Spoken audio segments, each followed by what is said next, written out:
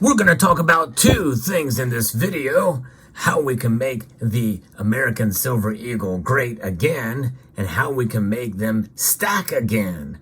Let's explore.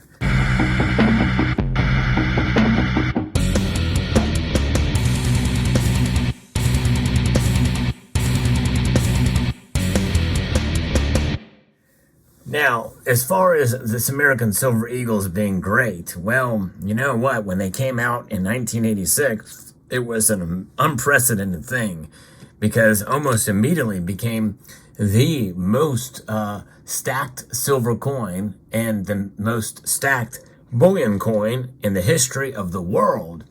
Millions and millions of these things were produced with this design on the reverse from John Mercanti.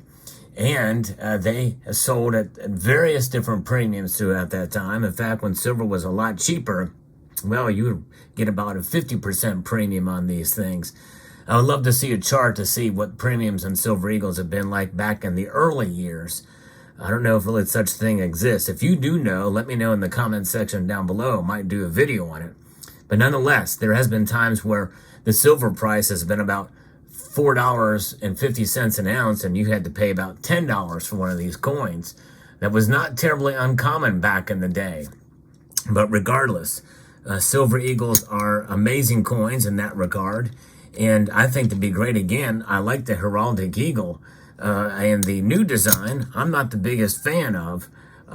However, the detail is actually, and the craftsmanship is actually nice on it, aside from the other flaws that the American Silver Eagle has. And maybe we'll touch on those later. But the crux of this video is, how do we make these things stack again? Well, we make them stack by having affordable premiums, considering how many they make. And by the way, the United States Mint is finally catching up with some demand now. I'm looking at the sales report for 2023, and we are now seeing for the month of July, because those numbers have come out now, more Silver Eagles produced in this month than we've seen in any other month save for January, which is typically a very hot month as the new Eagles come in. A lot of people are getting them not only to stack at the beginning of the year, but they also are getting them for collections to run year sets, and especially with the new design, people are starting fresh maybe with the 2021s. In 2021, we saw the American Silver Eagle with a heraldic design as well as the new eagle, which I think looks sort of a defeated eagle. Yes, I know, anatomically it's correct. This is what an eagle does when he lands. The thing is why do we have an eagle landing like this? And with bringing a branch down, I don't know. To me, it says something about the country and the state that we are in here in the United States. But that's a subject for another video. Regardless, this is an affordable coin again. It is now, according to the research I've done, back down to normal premiums that we're seeing. Premiums on other silver coins are above $5 as I record this video. Some close to $6 or a little bit over for some higher, better bullion type pieces. And like the koalas and the like are $6, and then there's other types of silver coins out there that do tend to have higher premiums. In fact, even Philharmonics are going for a little bit higher on some places, the elephants. But nonetheless, the Silver Eagle, I was able to find here the Silver Eagle at below $29 for a random date Silver Eagle, which is not bad. So Silver Eagles are becoming stackable again. That's right. And it's kind of nice to be able to stack the coin of the realm, which is here in the United States, because I and others in this community have been saying, do not stack Silver Eagles when you pay that such a higher premium. And now it is becoming affordable to do again. And I tell you what, you cannot find a more liquid coin. In other words, the coin of the realm, the one that's recognizable here in the United States and in North America in general. The American Silver Eagle is the most popular one out there. And there's more of them minted than any other, and the United States Mint is finally catching up to its constitutional, or its lawful mandate rather, to produce enough to meet demand, and they are now doing it. And it's encouraging and exciting to see. I've seen other videos talk about this as well too, but I think one of the things about the American Silver Eagle that I think has such great potential, I believe, and as a bullion coin, and I'm going to talk a little bit about some of that here in a moment, because I think it's important to recognize a coin that represents your nation, a coin that sends a message that we need to have strength in this country. We need to show and exude strength, and there's so many ways to do it. John Mercanti, who designed the American Silver Eagle back in 1986 with this design, he is a great designer. I think this exudes strength. And even though it really doesn't match the obverse, which is the Adolf Wyman's Walking Liberty, it still does show some strength. And it shows that it complements, at least to some degree, in terms of what an eagle is about. However, I do like the idea of uniformity between the obverse and reverse, and that is just missing. So I think, in a way, what would make a better reverse for the American Silver Eagle to really truly make it great, it would be to use the original reverse, which is the Walking Liberty. That's right. It's the Walking Liberty. This eagle appears to be walking as well.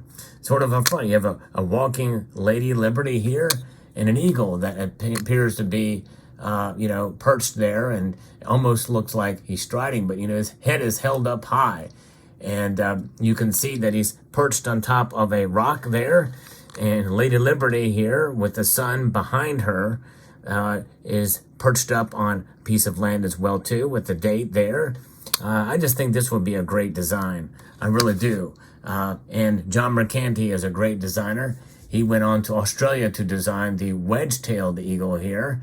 And this eagle, by the way, is coming in for a landing as well. In fact, you know what? I'm going to get a piece that was sent to me that survived the Fort McMurray wildfire in 2016. It's sent to me by a member of the community in APC.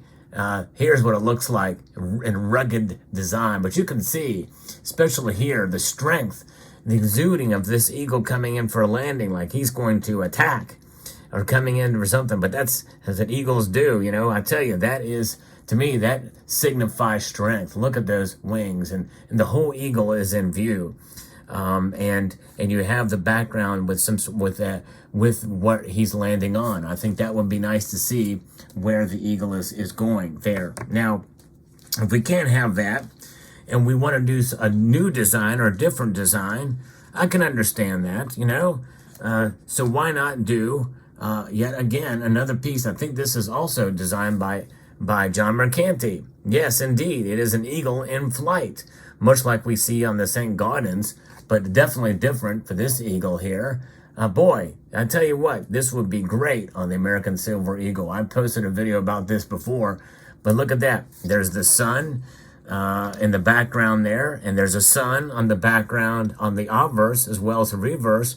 Talk about a complementary design, much like the St. Gaudens. I think that's what makes the St. Gaudens double eagle so amazing, is the fact that there's continuity between the obverse and reverse.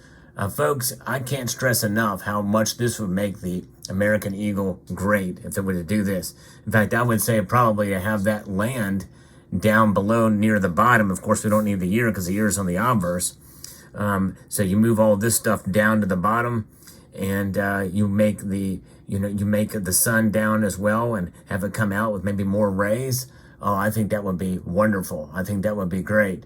But alas, that is not our design, and sadly, that is the case. But I did follow very closely the redesign of the bullion coins that we have for that we presumably will have for the next 23 years or so, and they could go longer before they change that design, by the way.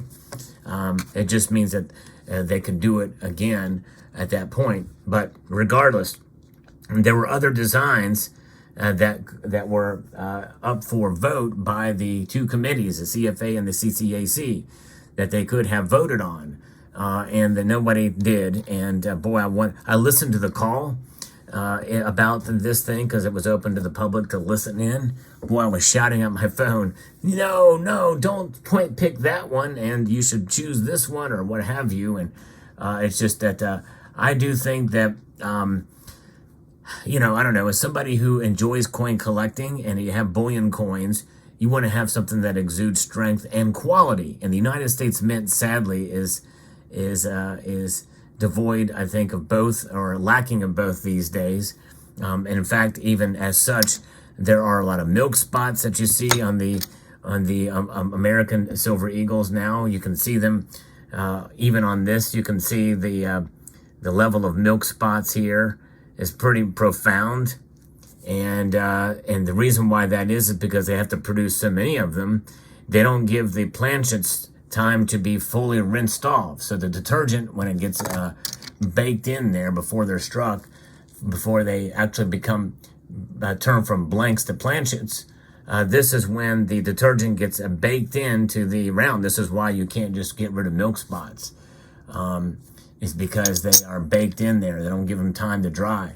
But if they were like the Royal Canadian Mint, who produces a whole heck of a lot of bullion coins, they have found a way with this mint shield technology to get rid of milk spots. The United States Mint could stand to learn a lesson from the Royal Canadian Mint, although likely they have a pretty tight-lipped on the process because they're a competitor, right? In a sense, the United States Mint has a lot of work to do there. The United States Mint has a lot of work to do in another area, which I think is very important too in terms of quality, and that is what you see on this coin. Look how off-center it is. Very thick rim on this side, very thin.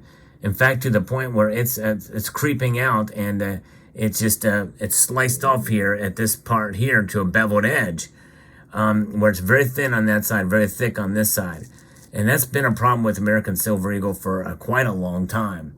It's a rather thin rim anyway, but it's one of the few modern major mints in the world that has this problem. And that's right, not very, very many others have this problem.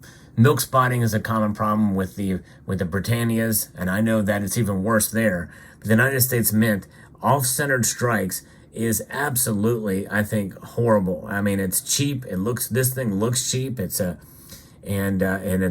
just, I hate off-centered strike. It's one of my biggest pet peeves. And when you do have that to a great level, well, you'll see some level of thinning. You can sort of see it on this. It's not quite as prevalent here, but the thinning is where the coin is struck off center, and on the one edge where it is thicker, it tends to creep up below the collar and go out. You really can't see it here. You can see it more on proof coins, especially because there's much more pressure applied to proof coins, so it really pushes that metal out. But indeed, you can see it on these bullion strikes as well too from time to time. But nonetheless, the fact that they are unevenly struck is, in my view, abhorrent. Which is why that the American Silver Eagle is not my most preferred stackable coin anyway, because I am somebody who likes a good design, also and somebody who likes a quality coin with very few milk spots, if any at all, and an on-centered strike.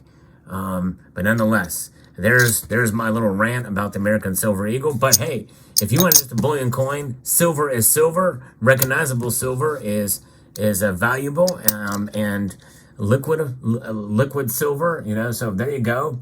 Then the American Silver Eagle is back into play as something that you can now stack again. Let me know what your thoughts are in the comment section down below. Hope you found this video informative, insightful, and educational. I would like to extend a multitude of gratitude to you all for taking the time to watch, and to encourage you to please rate, share, comment, and yeah, I'm going to go ahead and ask you to subscribe.